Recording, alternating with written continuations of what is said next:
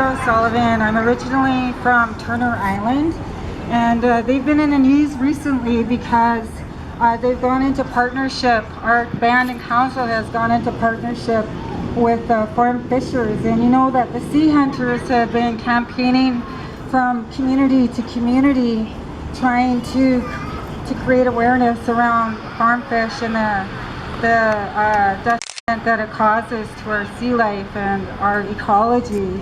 And so, like, I've been trying to catch up to the news on farm fish, and I myself did not know that our chief and council had built a relationship with farm fish. I didn't know that until the sea hunters went to our community and opposed the farm fish farm that was there.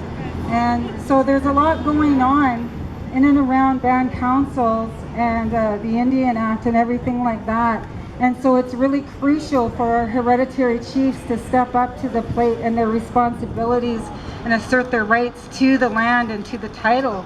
And I've known that, I've been saying that, putting it out there, calling out to our chiefs and our hereditary chiefs to go back and take their seat, but I haven't seen it happen until the people of the people, the chiefs, evicted the farm fishers. And you know, it just gives me a lot of hope as a West Coast person who has been displaced through adoption and residential schools. And that is part of the problem we are facing right now in standing up for the land. How do we stand up for our land, our rights and title, when half of us, or 80% of us, really don't know where we come from, who our relatives are, and what our rightful position is within our hereditary governing system? And we're up against things. It's like we're running against the wind and upstream, and what feels like we just can't win and we can't catch up. But this is a really good step, and I'm just elated that these hereditary chiefs are taking their rights and responsibility back. And I think it's important that our chiefs and council don't sign away our rights. We just got them recognized and endorsed within the United Nations declarations on the Indigenous rights of people, and recommendations have been made within the Truth and Reconciliation Commission and the missing and murdered women. We had Kelly White here at our station for 20 years trying to draw attention to our missing and murdered women. Nobody would take it seriously because there is no record, and because there were no bodies found and there was no evidence.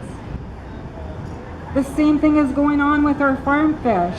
People have been turning a blind eye, you know, and walking around in a daze and unable to connect. You know, like we have this mental block going on in our heads that we have no rights, we have no title, but we do.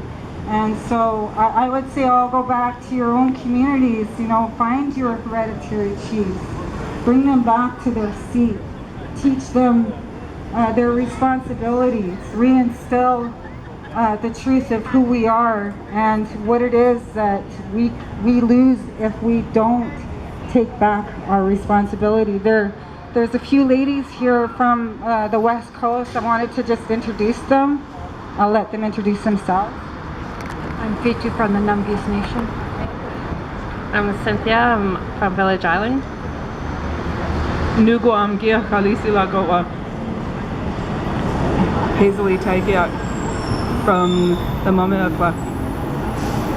Nugwa Zutze Dzumga. I'm Cheryl Goss, and I'm from Kinkum Inlet. Alyssa Henry, and I'm from Kinkum Inlet. And Hazel, can you talk further about the importance of this issue that we're dealing with today, and as we stand in support of the people and the hereditary chiefs of Kinkum?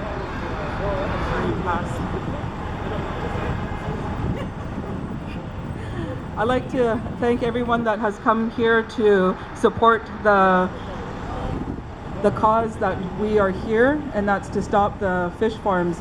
And it definitely has attacked our coast, and it's affected the fish over the years as well as us as human beings. So when we consume this fish, it definitely sickens us. So you can imagine what the fish are going through in those little cages that they're stuck in. And I often think that when I hear fish farm, that a farm should be on land, not on sea. They're wild and they should be free, just like any other species that are out there. That I just understand that we are the voice of the fish, and we need to get the word out there and create a stop to this madness that we're facing today. So I know that we're doing it for our future, and as well as our future of our children for many generations. I would always say 7 generations. That's what our focus is. 7 generations. We have the responsibility of that for today, and I just believe that one step at a time we can create that change, and I look forward to creating that change with each and every one. Thank you for being here today, and I'll pass on the mic whoever wants to.